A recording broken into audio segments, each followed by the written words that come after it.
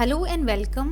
अगला क्वेश्चन है हमारे पास, write the short note on unjust enrichment. ये क्वेश्चन हमारे पास HGS 2011 में पूछा गया है। इसमें जो है हमें अनजस्ट एनरिचमेंट ये एक टर्म है, इसको डिफाइन करना है और इसके कॉन्सेप्ट को जो है डिस्कस करना है। यहाँ पे द नहीं होगा, यहाँ पे अ होगा। Right a short note on unjust enrichment. Answer जो है हम स्टार्ट करेंगे इंट्रोडक्शन से। इसमें आ गया हमारे पास कि देयर आर सर्टेन सर्कमस्टांसेस, बहुत सारे सर्कमस्टांसेस ऐसे होते हैं जहाँ पे जस्टिस जो है वो डिमांड करता है कि कुछ पर्सन जो हैं उनको फुलफिल करने हैं कुछ ऑब्लिगेशंस, ऑल्दो वो जो कॉन्ट्रैक्ट है वो अराइज नहीं हुआ है या फिर उनके बीच में कोई फॉर्मल जो है कॉन्ट्रैक्ट नहीं बना है।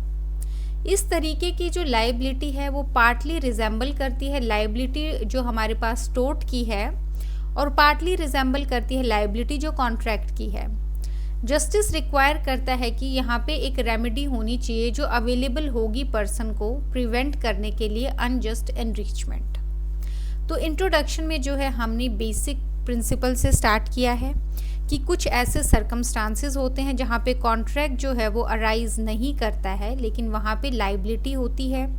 लाइबिलिटी किस प्रकार की होती है, इसमें लाइबिलिटी इन टोर्ट को रिजेंबल करती है प्लस लाइबिलिटी इन कॉन्ट्रैक्ट को रिजेंबल करती है और जस्टिस रिक्वायर करता है कि एक रेमेडी अवेलेबल होनी चाहिए प्रिवेंट करने के लिए अनजस्ट एनरिचमेंट। जो डॉक्ट्राइन है अनजस्ट एनरिचमेंट की, जो हमारे पास क्वासी कॉन्ट्रैक्चुअल ऑब्लिगेशंस हैं वो बेस्ड हैं इस प्रिंसिपल पे कि जो लॉ है एज वेल एज जो जस्टिस है वो ट्राई करेगा कि वो प्रिवेंट कर सके अनजस्ट एनरिचमेंट को। जो डॉक्ट्राइन है अनजस्ट एनरिचमेंट की वो प्रोपाउंड की गई है लॉर्ड मैन्सफील्ड के द्वारा मोसेस वर्सेस मैकफार्लन 1760 के केस में। उन्होंने एक्सप्लेन किया कि law as well as justice वो ट्राई करेंगे प्रिवेंट करने के लिए अनजस्ट एनरिचमेंट को।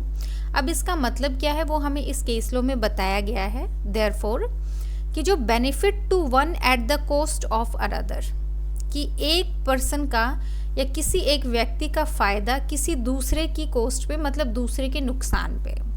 जो लाइबिलिटी है इस प्रकार की वो पार्टली रिजेंबल करती है, पार्टली जो है लाइबिलिटी इन टोर्ट और पार्टली रिजेंबल करती है कॉन्ट्रैक्ट में। अब आप ये मत सोचना कि ये जो लाइन है ये रिपीट हो गई है तो यहाँ पे स्किप कर सकते हैं। ये जो है इस केस लॉ में अलग से हेल्ड किया गया है और जो इंट्रोडक्शन है हमारे पास वो हमारा जनरल इंट्रोडक्शन है, तो हम ये लाइन जो है दोनों जगह पे रिपीट कर सकते हैं। फिर आगे असेंशियल्स क्या है अनजस्ट एनरिचमेंट के, तो फॉलोइंग हमारे पास असेंशियल्स हैं अनजस्ट एनरिचमेंट के। जो डिफेंडेंट है उसको एनरिच किया गया है रिसीव्ड करके जो है बेनिफिट। फिर आगे एनरिचमेंट जो है वो एक्सपेंस पे होगा प्लेंटिफ के। तीसरा आगे जो रिटेंशन है एनरिचमेंट का वो अनजस्ट होगा। तो पहला आ गया जो हमारे पास डिफेंडेंट है उसको जो है फ़ायदा हुआ है, जो बेनिफिट हुआ है उसने रिसीव किया है।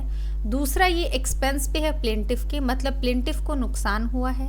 तीसरा जो रिटेंशन है एनरिचमेंट का, उस एनरिचमेंट को अपने पास रखना वो अनजस्ट है, मतलब वो फेयर नहीं है। केस लॉ आ गया हमारे पास सिनक्लेयर वर्सेस ब्रोगैम 1914 का केस है हमारे पास। इसमें हेल्ड किया गया है कि जो कोर्ट है उसने डिस्कार्ड किया है जो थियोरी है अनजस्ट एनरिचमेंट की और हेल्ड किया है, जो स्ट्रेस किया है थियोरी पे, जो कि है इम्प्लाइड कॉन्ट्रैक्ट की। कोर्ट ने हेल्ड किया है क्वासी कॉन्ट्रैक्ट्स इम्प्लाइडली अग्री किए जाते हैं पार्टीज के द्वारा। लॉ इम्प्यूट करता है एक कॉन्ट्रैक्ट, जो कोर्ट है वो बेस करता है अपनी रीजनिंग इस फैक्ट पे कि कॉमन लॉ में सिर्फ लाइबिलिटी इन कॉन्ट्रैक्ट या फिर टोर्ट जो है वो रिकॉग्नाइज्ड है। देयरफॉर जो क्वासी कॉन्ट्रैक्ट है वो रेफर किए जा सकते हैं इम्प्लाइड कॉन्ट्रैक्ट। तो बेसिकली इस केस लॉ में एक चीज़ हेल्ड की गई है, अगर आप जिस्ट देखें इसका, कि इसने जो है अनजस्ट एनरिचमेंट की थियोरी को जो है डिस्कार्ड किया है और इसको जो है बोला गया है कि ये जो है मैक्स टू मैक्स इसको बोला जा सकता है इम्प्लाइड कॉन्ट्रैक्ट। ऐसी कोई टर्म जो है ये एग्जिस्ट नहीं करती है और इसको जो है कंटिन्यू नहीं करना चाहिए। फिर आ गया हमारे पास नेक्स्ट केस लो, that is state of West Bengal versus BK Mondal and sons 1962 supreme court. इसमें सुप्रीम कोर्ट ने जो है हेल्ड किया है कि जो ऑब्जेक्ट है क्वासी कॉन्ट्रैक्ट का वो है प्रिवेंट करना अनजस्ट इनरिचमेंट। ये सिर्फ हमारे पास एक अफर्मेटिव या कन्फर्मेशन है जो हमने ऑलरेडी पढ़ा है। इस केस लॉ को जो है आप स्किप भी कर सकते हैं अगर ये 5 मार्कर में आता है, लेकिन अगर 10 मार्कर में आता है तो थोड़ी सी इसकी वैल्यू जो है बढ़ जाती है क्योंकि केस लॉ के साथ हमने ऑब्जेक्ट बताया है। कंक्लूजन में आ गया हमारे पास की जो टर्म है क्वासी कॉन्ट्रैक्ट वो यूज्ड नहीं की गई है इंडिया में, लेकिन जो चैप्टर 5 है हमारे पास इंडियन कॉन्ट्रैक्ट एक्ट का वो यूज़ करता है phrase of certain relations resembling those created by contract. ये जो फ्रेज है कि कुछ रिलेशंस जो हैं जो रिजेंबल करते हैं मतलब समानता रखते हैं उनके साथ जो कॉन्ट्रैक्ट किए गए हैं, जो क्रिएट किए गए हैं कॉन्ट्रैक्ट के द्वारा।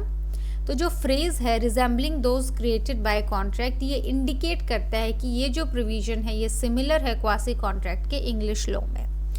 अगेन हमने जब पहले क्वेश्चंस डिस्कस किए थे तो हमने वहाँ भी ये चीज़ डिस्कस की थी कि कंक्लूजन में जो है आप हमेशा इंडियन लॉ और इंग्लिश लॉ के बीच का इंटरलिंक बताएंगे या फिर क्या सिमिलैरिटी है दोनों के बीच में वो बताएंगे, क्योंकि कॉन्ट्रैक्ट लॉ जो है वो कम्प्लीटली इंग्लिश लॉ से जो है वो लिया गया है, उसी का जो है प्रॉपर बेसिस है। थोड़ा सा मोल्ड की गई हैं टर्म्स यहाँ पे, तो हम कंक्लूजन में जो है ये चीज़ बताते हैं। बाकी इस आंसर में 2-3 चीज़ें ध्यान रखने वाली हैं। पहले यही कि हमने 10-15 मार्कर के हिसाब से किया है। ये क्वेश्चन जनरली आपका 5 मार्कर क्वेश्चन होता है, उसमें भी आपको ज़्यादा इसमें जो है मॉडिफाई करने की ज़रूरत नहीं है अपने आंसर को। इंट्रो में आप सेम लिखेंगे, उसके बाद आप डॉक्ट्राइन जो है अनजस्ट इनरिचमेंट की वो एक्सप्लेन करेंगे। असेंशियल्स आप तीनों लिखेंगे, उसके बाद आप एक केस लो लिख सकते हैं जिसमें हमने इम्प्लाइड कॉन्ट्रैक्ट वाला पार्ट किया था, और उसके बाद 2 लाइन का कंक्लूजन आप सेम जो है रखेंगे।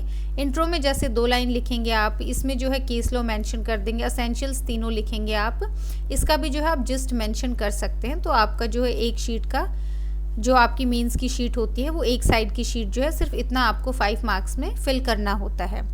अगर यही क्वेश्चन 10 मार्कर में आता है आप एग्जैक्ट सेम लेंथ रखेंगे। अगर 15 मार्कर में आता है बाकी सब आप सेम रखेंगे, लेकिन जो असेंशियल्स है वो 3 असेंशियल्स जो है आप अलग अलग 2-2, 3-3 लाइन में एक्सप्लेन करेंगे ताकि आपके आंसर को जो है वो लेंथ मिले। और 15 मार्कर जो है आप मार्कर क्वेश्चन है तो आप लेंथ को जो है जस्टिफाई कर सके। ऑल्दो किसी भी स्टेट में 10-15 मार्क्स में नहीं पूछा गया है, 5 मार्कर क्वेश्चन है। राइट अ शॉर्ट नोट करके हमारे पास जो 4 टर्म्स पूछे जाते हैं बहुत बड़ी 20 मार्कर क्वेश्चन में, तो उसमें जो है अनजस्ट एनरिचमेंट भी एक पार्ट में पूछा गया है। बाकी जो है इस आंसर में हमने सब कुछ इंक्लूड कर लिया है। So thank you.